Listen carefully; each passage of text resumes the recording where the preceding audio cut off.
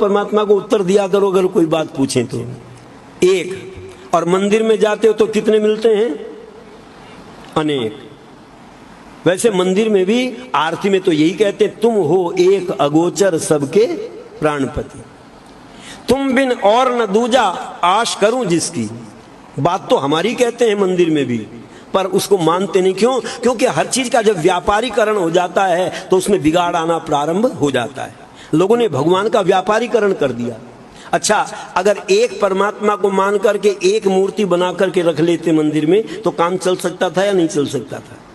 चल जाता, एक मूर्ति से भी चलता। पर नहीं, व्यापारीकरण हो गया।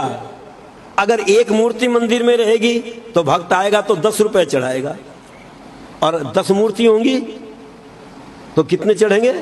100 रुपए चढ़ गए। तो व्यापारीकरण हुआ कि नहीं हुआ? हमने परमात्मा के स्वरूप को नहीं जाना और परमात्मा के स्वरूप को न जान करके उसको व्यापारीकरण में बदल दिया कि जिससे चढ़ावा ज्यादा चढ़े। तो वो तरकीब क्या हो सकती है, युक्ति क्या हो सकती है? तो ऋषि लिखते हैं परमात्मा एक है। एक व्यक्ति कहने लगे साहब हम कैसे मान ले एक है परमात्मा, हम तो नहीं मानते। तो हमने कहा देखो कुछ उदाहरणों से बात समझ में आ जाएगी। मैं आपसे पूछता हूं मोटरसाइकिल की कंपनी एक है या अनेक है? जी अनेक हैं। तो उनके मॉडल भी अलग अलग हैं।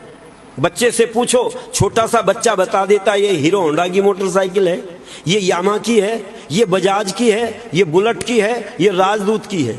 छोटे से बच्चे से पूछ लो बता देगा, क्योंकि उनके मॉडल सबके अलग अलग हैं। कंपनी अलग अलग है तो मॉडल भी अलग अलग हैं, और परमात्मा एक है तो उसका मॉडल भी एक ही है। क्यों जी? पाकिस्तान के मनुष्य के 2 हाथ हैं या 4 हैं? और भारत के मनुष्य के 2 हाथ हैं या 4 हाथ हैं? अमेरिका के मनुष्य के 2 हाथ हैं या 4 हाथ हैं? सबके 2 ही हैं। एक जैसा मॉडल है सबका, कोई अंतर नहीं है। अच्छा, छोटे से बच्चे को अस्पताल में जाओ, एक डॉक्टर साहब ने कहा देखो ये 3 बच्चे पैदा हुए हैं पर हमसे गलती हो गई, ये तीनों बच्चों की ट्रे अदल बदल गई है, कौन सा बच्चा किसका हमें ध्यान नहीं रहा। इनमें एक बच्चा हिंदू का है, एक मुसलमान का है, एक ईसाई का है। तीनों बच्चों को पहचान लो, ईसाई का बच्चा कौन सा, मुसलमान का कौन सा और हिंदू का कौन सा है। पहचान सकते हो? नहीं पहचान सकते।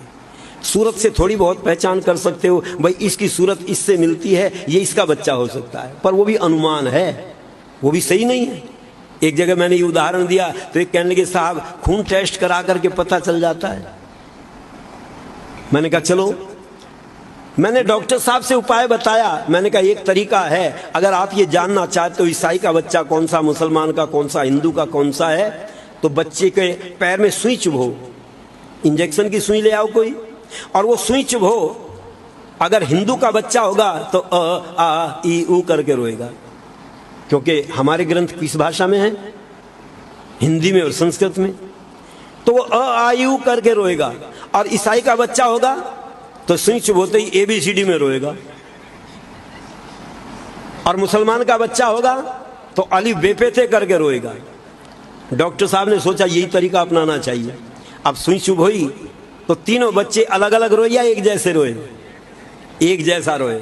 अगर एक जैसा रोते हैं तो सबको बनाने वाला परमात्मा एक है, अनेक नहीं हो सकते। अगर अनेक होते तो मुसलमान का बच्चा उर्दू में रोना चाहिए, क्योंकि उसने उर्दू में ज्ञान दिया, अरबी में ज्ञान दिया कुरान का।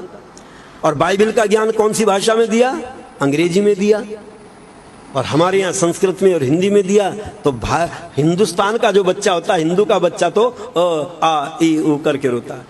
और रोता है, बच्चे को रुला करके देखो, छोटे बच्चे को जब रोता आ ये स्वर निकलते हैं। इससे सिद्ध होता है सबको बनाने वाला परमात्मा एक है। तो ऋषि दयानंद कहते हैं वह एक चेतन मात्र वस्तु है और अद्वितीय है, उस जैसा कोई दूसरा नहीं है, जिसको आरती में कहते हैं तुम बिन और न दूजा।